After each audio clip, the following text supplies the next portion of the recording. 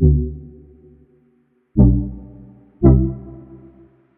what's up guys, I'm Hop for TFBTV, and I'm back at the range with the Taurus G3C.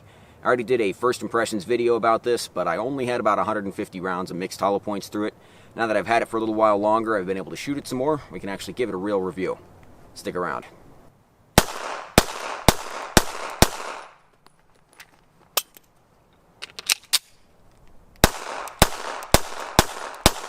The last video left a few unanswered questions about the G3C. I was only able to shoot about 150 rounds through the gun, so the big question is if it was truly reliable or not.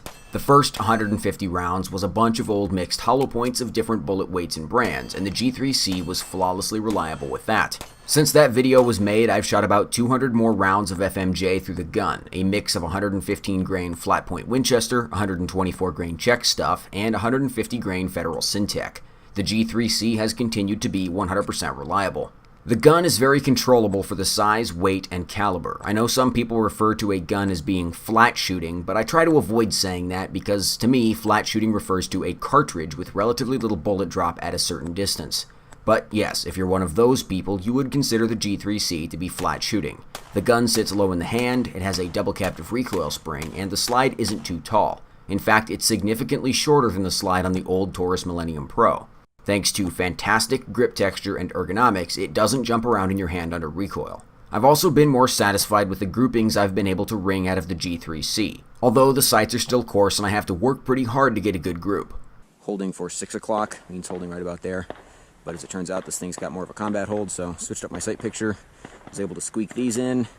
These worked out pretty well, so strong hand only is a little easier than weak hand, and I'd figured out my sight picture by then. At this point, however, we get to the point where the sights are so coarse that they're covering up the entire circle, and I have to use a combat hold in order to make that hit, because the way these sights are hitting, this is 124 grain Euro ammunition, so it's maybe a little bit hotter, and it's 124. So, using that combat hold, a little bit hard to see that dot, so we ended up with miss, miss, miss, miss. So, 1, 2, 3, 4, 5, 6, 7, 8, 9, 10, 11 out of 15. Taurus G3C. I really only have 2 complaints about the G3C. One is the manual safety lever. It's just not my style. I'd love for Taurus to at least offer a no manual safety variant of the G3C. It probably won't happen as long as the gun is made in Brazil, but if manufacturing moves to their new Bainbridge, Georgia facility, it seems like a possibility. Problem number 2, the trigger. The double action pole is for restrike only, so it isn't even worth talking about. The single action pole is light enough at 4 to 4.5 pounds with a decently crisp break, but it breaks super far back in the trigger guard. The Taurus Millennium series has been doing that for about 20 years. I measured the trigger reach on the G3C, a Glock 17 Gen 4, and a Glock 43. I busted out my calipers and watched a bunch of AVE videos to learn how they work, and I also measured the circumference of the grip and the trigger together at full travel using a measuring tape. If you just measure the distance between the face of the trigger and the back of the grip, the G3C has a shorter trigger reach than even a Glock 43. The G3C has a thicker grip, but the Glock 43 has a longer trigger reach. Whether or not you find the trigger on the G3C comfortable or even shootable will probably depend on your hand size. I have big hands, but I can still make it work. Part of that is because I don't buy into the FUD lore about placing the pad of your finger on the trigger. There's one more big question about the G3C, and it's kind of a 3-parter. Is the G3C worth buying?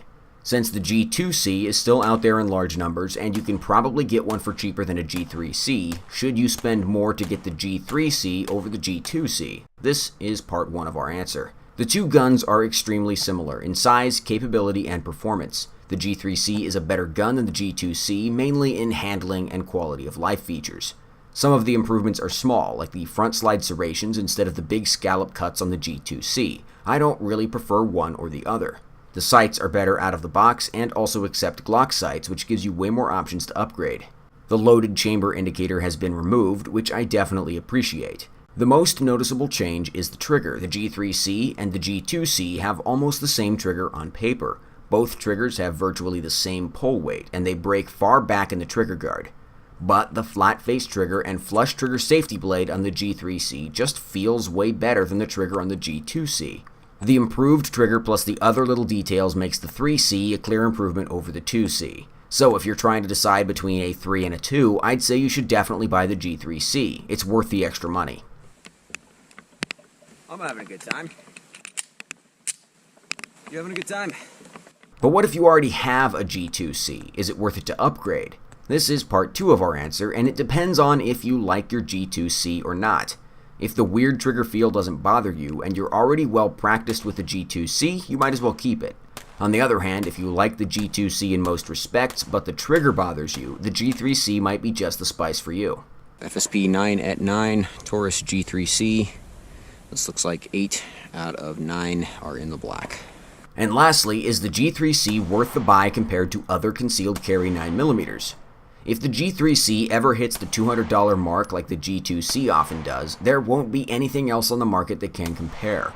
Even at a typical street price, the G3C is a more capable pistol than most guns you can get for around $250 to $300. I struggle to think of something in this category and price range I'd rather have. I know Ruger SR9Cs were hitting rock bottom prices not too long ago, but a 10-round magazine capacity in a gun that size sort of sours the deal for me.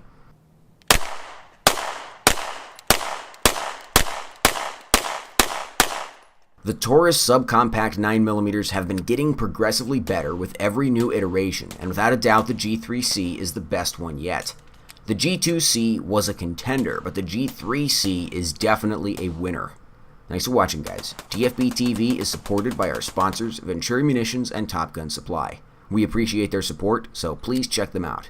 We are also supported directly via viewers like you on Subscribestar and Patreon. Links to both of those are in the video description. See you next time.